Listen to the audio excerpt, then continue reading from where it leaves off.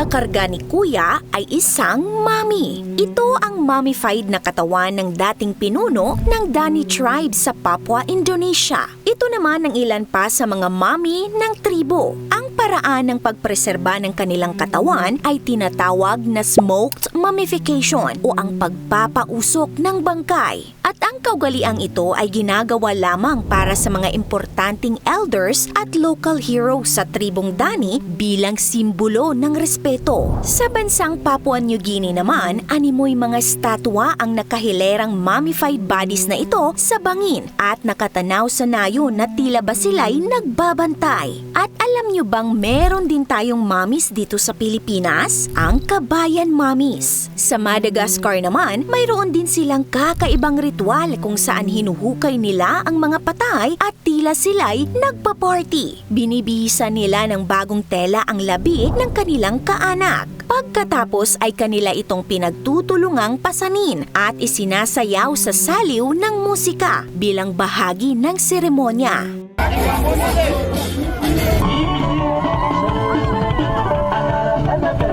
Ang famadihana o the turning of the bones ay isang sagradong ritual na isinasagawa ng ilang etnikong grupo sa Madagascar tulad ng Merina at Bichilio people. Para sa kanila, ito ay isang masayang selebrasyon at nagkakaroon ng malaking handaan. Ang hosting family ay gumagastos ng malaking pera at ang iba ay nag-iipon pa ng ilang taon para lamang sa selebrasyong ito. Ang mga panauhin at kamag-anak ay nagta-travel pa ng malayong distansya makadalo lang sa 2 araw na selebrasyong ito at karaniwan ay nagdadala sila ng donasyong pera o alak. Ginaganap ito every 5 to 7 years kung saan ilang yumaong kaanak ang inaalis nila mula sa ancestral crypt o libingan. Maingat na tinatanggal ng miyembro ng pamilya ang lumang kasuotan ng mga labi at binabalutan nila ito ng bagong tela o shroud na gawa sa silk. Pagkatapos, kanila itong pinagtutulungang buhatin at isinasayaw, literal na dancing with the dead. At bago pa man tuluyang lumubog ang araw, maingat nilang ibinabalik ang mga katawan sa libingan at inilalagay ito ng pabaliktad. Pagkatapos nito, isinasara na nila ang crypt. Mananatili itong nakasara sa susunod na 5 hanggang 7 taon. Para sa kanila, ang famadihana ay muling pagpapatibay ng ugnayan nila sa kanilang mga ninuno. Kahit hindi sila naniniwala sa heaven at hell, naniniwala naman sila na ang kanilang mga ninuno ay nagsisilbing tagapamagitan sa pagitan nila at ng Diyos. Ayon na rin sa kanilang paniniwala, kapag maayos ang pag-aalaga sa mga labi, pagpapalain at poprotektahan umano ng mga yumaong ninuno ang pamilya nila. Pagpapakita rin ito ng pagmamahal at respeto sa kanilang mga yumaong pamilya. Bukod riyan, nagsisilbi na ring family reunion ang okasyong ito. Paraan nila ito upang ipakilala ang mga bagong miyembro ng pamilya sa mga yumaon ng ninuno at upang mapanatiling buhay ang alaala ng mga ito. Samantala,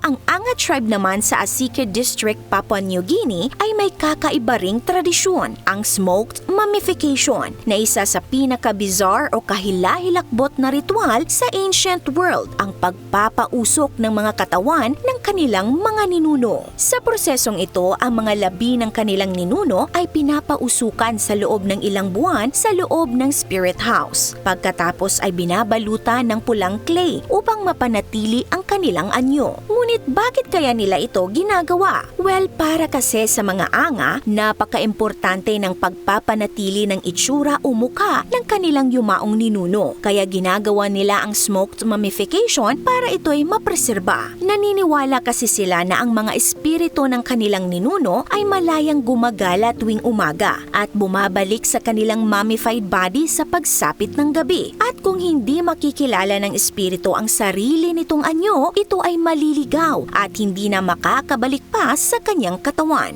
Ito rin ang kanilang paraan upang makita ang mga yumaong mahal sa buhay tuwing mamimiss nila ang mga ito at mapanatili ang kanilang presensya at alaala para sa mga nabubuhay pa nilang kaanak. Ang mga mummified bodies ay inilalagay naman nila sa mga shrine na matatagpuan sa matatarik na bangin sa kagubatan dahil naniniwala silang binabantayan at pinoproteksyonan sila ng kanilang mga ninuno. Pero noong 1949, nagtapos na ang ritual ng pagpapausok ng mga angan people sa mga labi matapos maimpluwensyahan sila ng Christianity. Dito naman sa Pilipinas, meron din tayong kabayan mommies, kilala rin sa tawag na mekeng o fire mommies. Ang mga sagradong labing ito ay mga ninuno ng Ibaloy, isang ethnic group sa Cordillera Benguet Region. Sila ay dumaan din sa proseso ng smoked mummification pero may unique na pamamaraan. Ayon sa isang article ng GMA, ang labi umano ng yumao ay nililinisan at pinaiinitan ng mahinang apoy habang ang bibig ay hinihipa ng usok ng tabako. Naniniwala ang mga kababayan nating Ibaloy na ang paglilibing o ang paglalagay sa labi ng kanilang mga ninuno sa mataas na bundok ay nagiging daan para maging mas malapit sila sa langit.